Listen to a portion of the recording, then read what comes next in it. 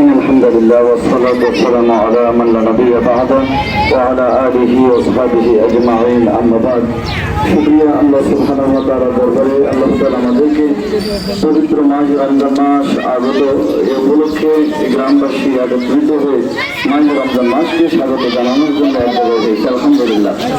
আল্লাহ রাসূল সাল্লাল্লাহু আলাইহি ওয়াসাল্লাম তিনি বলেছেন ইদা জা রমাদান ফুতিহাত আবওয়াবুল জান্নাহ ওয়া গুলিকাত আবওয়াবুন নার ওয়া সুফিদাতিশ শায়াতিন। রাসূলুল্লাহ সাল্লাল্লাহু আলাইহি ওয়াসাল্লাম তিনি বলেছেন যখন রমজান মাস আসে তখন জাহান্নামের দরজাগুলো বন্ধ করে দেওয়া হয় আর জান্নাতের দরজাগুলো খুলে দেওয়া হয় সুবহানাল্লাহ। আর শয়তানদেরকে জিনজিরে আবদ্ধ করা হয়, তারা কখনো আর যেতে পারে না। অন্যান্য মানুষদেরকে দেখেন, অন্যান্য সময় মানুষেরা বিশৃঙ্খল ভাবে হাঁটে চলে, বিভিন্ন ভাবে তারা কথা বলে, কিন্তু রমজান মাস আসলে সবাই যেন ভদ্র হয়ে যায়, একজন আরেকজনকে রেসপেক্ট করে, সম্মান করে।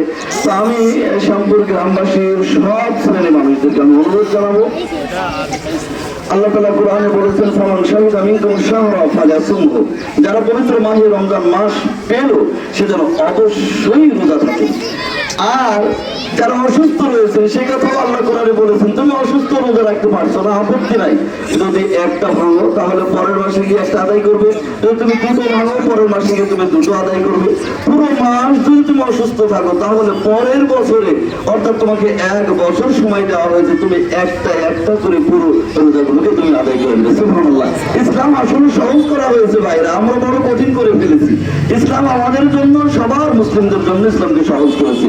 তো যার কারণে আমি সবাইকে অনুরোধ জানাবো, পবিত্র মাহে রমজান মাস এসেছে, বরকতের মাস, এই মাসে নিজের গুনাহকে মাফ করে নিতে হবে। এটা হলো বড় ধরনের একটা সৌভাগ্যপূর্ণ একটা মাস আসছে। আর যারা রোজা রাখতে পারছে না, নিজের এখনই অন্যজনকে উৎসাহ দিই এবং মানুষকে কটাক্ষ করি, আমি অনুরোধ জানাবো সবাইকে দুনিয়া ছেড়ে একদিন চলে যেতে হবে, আল্লাহর সামনে দাঁড়াতে হবে। রাখতে পারেন না এই জন্য আল্লাহর কাছে আপনাকে জবাব দিতে হবে, কিন্তু আপনি যে কটাক্ষ ভাবে কথা বললেন এ ব্যাপারে আপনি আল্লাহর সামনে গিয়ে কি করবেন ভাইরা? আপনি রাখছেন না সেটা ভিন্ন কথা, কিন্তু অন্য মানুষকে আপনি কটাক্ষ করতে পারেন না। বিধায় রমজান মাস এসেছে, একজন রোজা থাকবে, আপনি সামনে দিয়ে সিগারেট এগুলো টানবেন খবরদার, এ কাজ আপনি করবেন না। আল্লাহ আপনার প্রতি নারাজ হয়ে যাবেন, আল্লাহ আপনাকে মূল্যায়ন করবেন না। কিয়ামতের ময়দানে আল্লাহ আপনাকে অন্য জায়গায় দেবেন।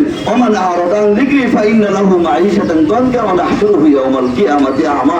বান্দা যদি দুনিয়াতে আমাকে স্মরণ করে তাহলে পরকালে কি আমি স্মরণ করব? বান্দা যদি আমার থেকে মুখ ফিরিয়ে নেয় কিয়ামতের ময়দানে আমিও কিন্তু তোমাকে চিনব না। সম্মানিত হাজিরিন, যার কারণে আমি আপনাদেরকে অনুরোধ জানাবো, রমজান মাস এসেছে মানে আমাদের জীবনের জন্য বড় একটা মাস এসেছে, যেই মাসে চোখের পানি ফেলে জীবনের সব গুনাহ খাতাকে মাফ করে নেওয়ার মতো একটা মাস। আল্লাহ তাআলা আমাদের সবাইকে কবুল করুক, আমিন। ওয়া আখিরু দাওয়ানা আলহামদুলিল্লাহি রাব্বিল আলামিন।